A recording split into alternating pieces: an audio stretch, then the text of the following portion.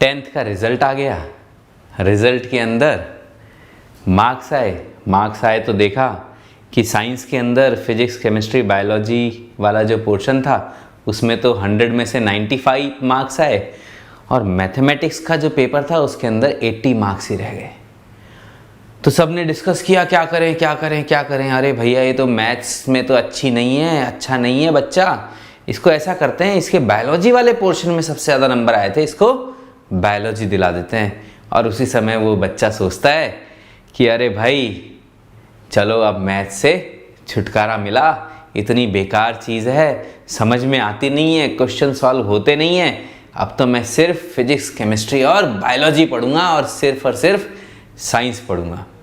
और फिर आ गए आप 11th क्लास में इस बात के लिए कि अब मुझे डॉक्टर बनना है क्योंकि मैंने तो बायोलॉजी ले ली।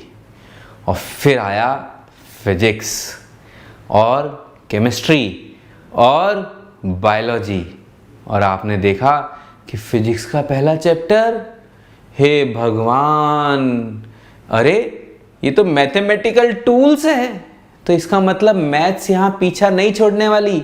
अरे भैया सुनो, मैथ्स ना तो फिजिक्स में पीछा छोड़ने वाली है, ना केमिस्ट्री में पीछा छोड़ने वाली है, और ना ही बायोलॉजी के अंदर पीछा छोड़ने वाली है। आपने एमिनो एसिड पढ़ा है? एमिनो एसिड के अंदर जिन लोगों ने भी पढ़ा है उन्होंने क्या देखा है, क्या होता है ATCG, हाँ, इन 4 अल्फ़ाबेट से आप क्या बनाते हैं, 20 एमिनो एसिड्स बनाते हैं। तो मुझे बताओ कि कितने एमिनो एसिड्स का यूज करने पर, कितने इन अल्फ़ाबेट्स का यूज करने पर आपके 20 एमिनो एसिड्स बन जाएंगे। तो यहाँ पे जब आप काम करोगे तो आपको पता चलेगा कि परम्यूटेशन एंड कॉम्बिनेशन नाम का एक चैप्टर जो इनडायरेक्टली इस बायोलॉजी के अंदर लग गया। तो अब आप देखिए कि हम बायोलॉजिकल बीइंग हैं, हम बायोलॉजिकल बीइंग है ना। जब आप इसके अंदर बायोलॉजिकल बीइंग को स्टडी करने लगते हैं तो आप ये देखते हैं कि अरे हर जगह पर केमिस्ट्री घुस गई, हर जगह पे रिएक्शंस हो रही है, हर जगह पे कोई एलिमेंट दूसरे एलिमेंट से रिएक्ट करके और कुछ नया एलिमेंट दे रहा है। हर जगह पे यही तो हो रहा है। कहीं पे भी आप बायोलॉजिकल चीज़ देखोगे तो उसके बाद उसके अंदर केमिस्ट्री एंटर करी जाएगी। और केमिस्ट्री को जब आप डीप में जाओगे तो आप देखोगे कि हर केमिकल रिएक्शन के अंदर फिजिक्स घुस गई।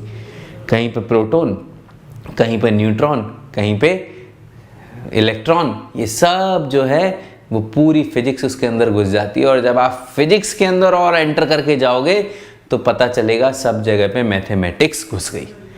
तो बिना मैथमेटिक्स क्या है कि हमने जब इस मेंटलिटी के साथ बायोलॉजी का सब्जेक्ट लिया था, इस मेंटलिटी के साथ घुसे थे हम 11th के अंदर कि मुझे अब मैथ्स पढ़ना नहीं पड़ेगा, वहीं पे गड़बड़ हो गई। हमें इस मेंटलिटी के साथ घुसना है कि मुझे मैथ्स पढ़ना पड़े, चाहे केमिस्ट्री पढ़ना पड़े, चाहे फिजिक्स पढ़ना पड़े, चाहे बायोलॉजी पढ़ना पड़े, मुझे डॉक्टर बनना है।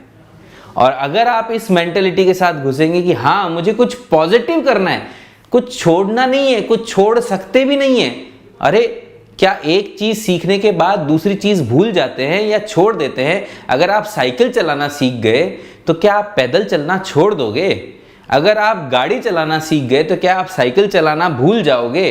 हाँ नहीं, आप पुरानी जो चीज़ें हैं उनको तो काम में, बेसिक नॉलेज तो आपको होनी ही चाहिए।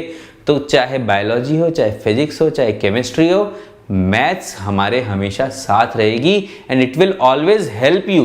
तो थोड़ा सा मेंटलिटी के अंदर चेंज लाओ। मैथ्स बहुत आसान है, मैथ्स से आसान कोई सब्जेक्ट नहीं है।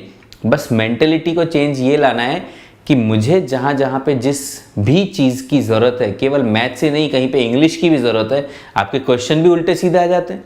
फिजिक्स में आते हैं ना क्वेश्चन कि 30 डिग्री वेस्ट ऑफ नॉर्थ, हाँ वेस्ट ऑफ साउथ, क्या इस टाइप के क्वेश्चन जब आते हैं तो ये क्या है? ये तो इंग्लिश का क्वेश्चन है। हाँ, वेस्ट ऑफ साउथ करना है कि नॉर्थ ऑफ वेस्ट करना है कि क्या करना है, ये बड़ा आसान सा चीज़ें। तो जहाँ पे जिस चीज़ की ज़रूरत है उसको उतनी वेटेज देते चले जाओ और वो काम हो जाएगा। थोड़ा सा वेक्टर लगता है, थोड़ा सा कैलकुलस लगता है, थोड़ा सा ग्राफ्स लगते हैं, थोड़ी सी ट्रिग्नोमेट्री लगती है और थोड़ी सी परम्यूटेशन एंड कॉम्बिनेशन का ये हल्का सा पोर्शन आता है और काम हो जाता है। तो इसलिए डरने की बिल्कुल ज़रूरत नहीं है। मैथ्स से आसान कोई चीज़ नहीं है, क्योंकि मैथ्स तो थोड़ी सी काम में आएगी, ठीक है। आपको बहुत ज़्यादा पीएचडी तो करनी है नहीं, आपको आगे इंजीनियर तो बनना है नहीं, लेकिन जिन मशीनों को आप काम में लेने वाले होगे, जिस ईसीजी की रीडिंग को आप पढ़ने वाले होगे, वो भी तो मैथमेटिकल काउंटिंग ही होगी, ठीक है। तो वो ग्राफ पढ़ना तो आपको आना ही चाहिए कि हार्ट बीट जो है उसका ग्राफ कैसा बन रहा है। तो इसलिए भाई डरना मना है, और मैथ से डरना तो बिल्कुल मना है, ठीक है। तो मैथ से डरना नहीं है, मैथ्स के साथ दोस्ती करनी है और मैथ्स को काम में लेना है हमारे नीट के एग्ज़ाम के अंदर।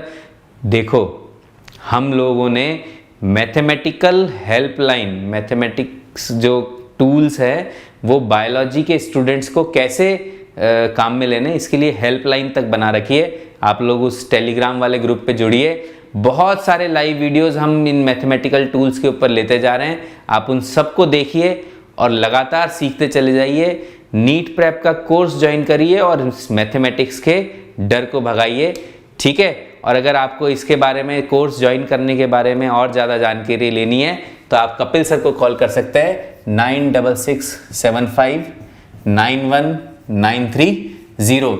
तो कपिल सर आपको बताएंगे कि नीट प्रेप का कोर्स जो है वो कैसे ज्वाइन किया जा सकता है, इसके क्या फ़ायदे हैं, ठीक है। चलिए, सबको ऑल द बेस्ट, और आप सब लोग बिना डरे डॉक्टर बनिए। चलिए, ऑल द बेस्ट।